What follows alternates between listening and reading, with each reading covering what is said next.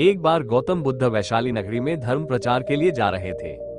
जब नगरी के बीचों बीच से गुजर रहे थे तो उन्होंने देखा कि कुछ सैनिक तेजी से भागती हुई एक लड़की का पीछा कर रहे हैं। वो डरी हुई लड़की एक कुएं के पास जाकर खड़ी हो गई है और प्यासी भी थी। बुद्ध ने उस बालिका को अपने पास बुलाया और कहा कि वो उनके लिए कुएं से पानी निकाले, स्वयं ही पिए और उन्हें भी पिलाए। इतनी देर में सैनिक भी वहां पहुंच गए। बुद्ध ने उन सैनिकों को हाथ के संकेत से रुकने को कहा। उनकी बात पर में कन्या कुछ नहीं बोली। महाराज, मैं एक अछूत कन्या हूँ, मेरी कोई से पानी निकालने पर जल दूषित हो जाएगा।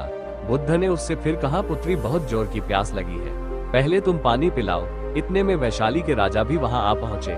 उन्होंने बुद्ध को नमन किया और सोने के बर्तन में केवड़े और गुलाब का सुगंधित पानी पीने के लिए पेश किया, लेकिन बुद्ध ने उसे लेने से इनकार कर दिया। बुद्ध ने एक बार फिर बालिका से अपनी बात दोहराई। इस बार बालिका ने साहस बटोरकर कुएं से पानी निकालकर स्वयं ही पिया और गौतम बुद्ध को भी दिलाया।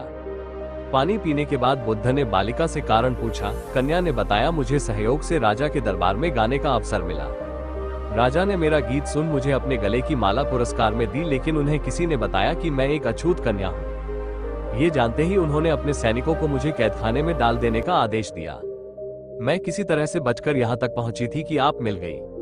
इस पर बुद्ध ने कहा, सुनो राजन, मैं चाहता हूँ कि आप मेरी इस बात को हमेशा याद रखें कि किसी भी इंसान की पहचान उसके धर्म या जाति से नहीं बल्कि उसके गुणों और कर्मों से होती है। जिस बालिका की मधुर कंठ से निकले गीत का अपनी आनंद उठाया, उसे पुरस्कार दिया जिसके कार्य इतने अच्छे हैं। वे अछूत हो ही नहीं सकती। यहाँ पर नीची सोच और छोटे कार्य करके अछूत होने का परिचय तो आपने दिया है, इसलिए मेरी नजरों में ये कन्या नहीं बल्कि आप छोटे हैं। वैशाली नरेश बुद्ध के सामने शर्मिंदा होने के अलावा और कर भी क्या सकते थे। उन्होंने महात्मा बुद्ध से क्षमा मांगी और वहां से चले गए। तो दोस्तों, इस कहानी की शिक्षा यही है कि कोई भी इंसान अपने कार्यों और विचारों से बड़ा बनता है, अपने धर्म जाति से नहीं। ऐसे ही कहानी के लिए हमारे चैनल को लाइक और सब्सक्राइब करें।